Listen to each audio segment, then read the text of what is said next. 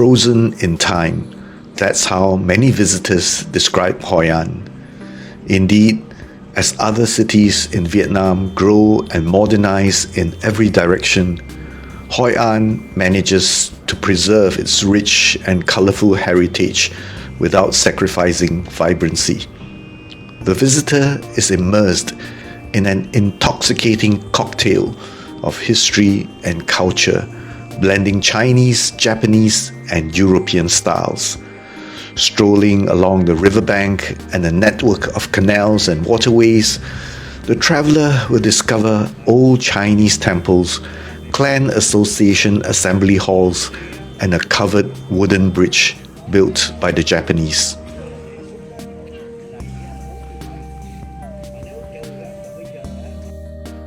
I booked a homestay with a 5-star review on Google. It's tastefully furnished and the surroundings are indeed quite serene. But like most homestays, it's cheap, friendly, atmospheric, but not very professionally managed.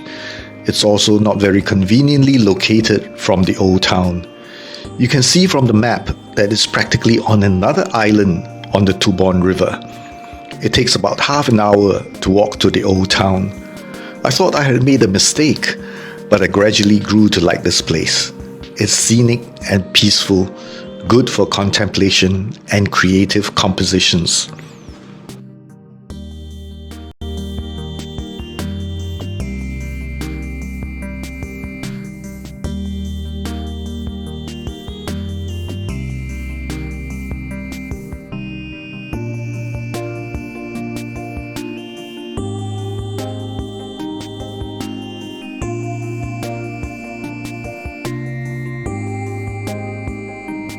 Now this homestay has a very spacious room that can easily sleep 3 people.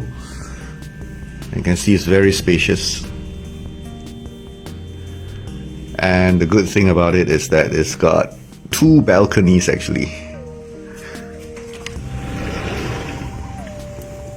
Here's the second balcony. There's one in front, which I showed you a shot at night. And this is the name of the homestay. Boathouse Riverside Homestay.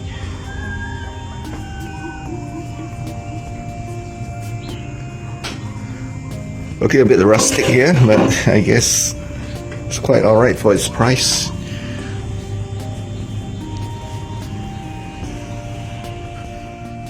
Only about 800,000 dong for 2 nights. So I'll show you the front part, what it looks like in the daytime.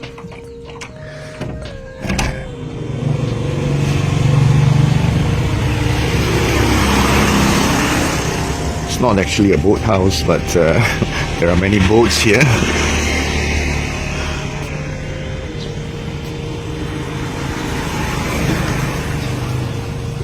And there's even one parked here.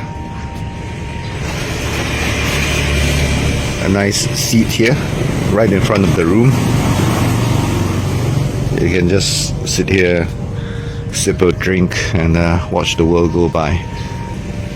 Only problem is there's way too much traffic on the road.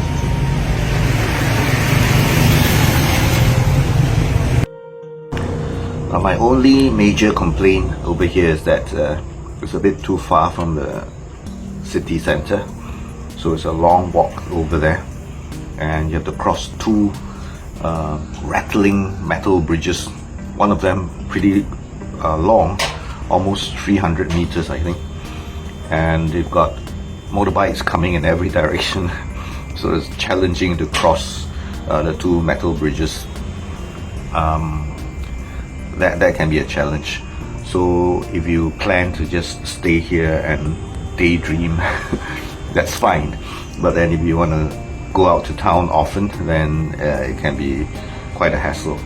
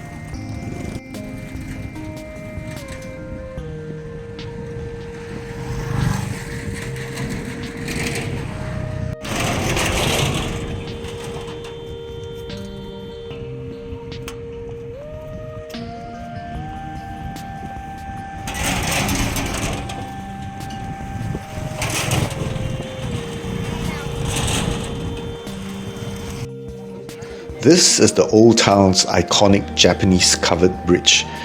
It was built in the 16th century, long before the Japanese army arrived with more sinister intentions. The bridge symbolizes the historical ties between the Japanese and Vietnamese communities.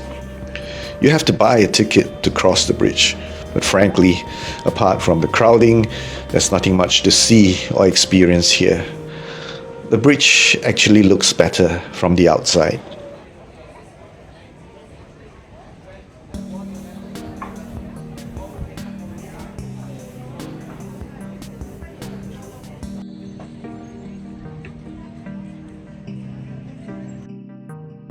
Hoi An's history dates back over 2,000 years, but it only flourished as a trading port between the 15th and 19th centuries. Merchants from China, Japan, India, and Europe left their mark in the city's rich architectural and cultural legacy. There are even Indian restaurants here. The hordes of tourists notwithstanding, Hoi An's Old Town retains a nostalgic charm that is missing in places like Sanitary, Boat Quay, and Clarke Quay. Hoi An allowed itself to be cleaned and dirtied, tidied and messed up without too much supervision and regulation. The city is allowed to breathe, and hence it has a life of its own.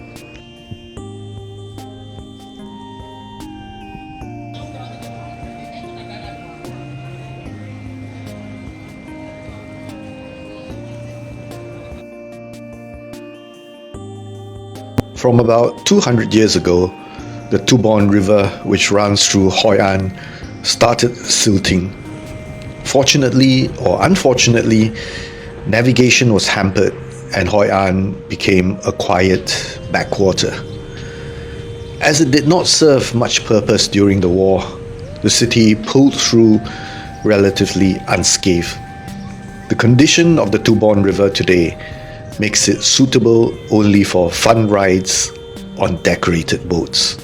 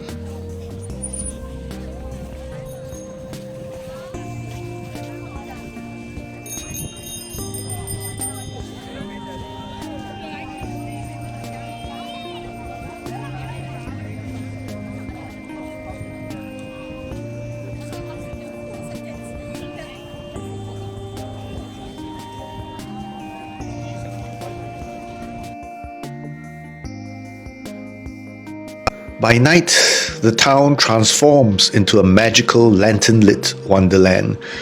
You can wine and dine by the riverside, do a little Vietnamese loi gratin, or just let your feet wander and eyes feast on all the beauty around you.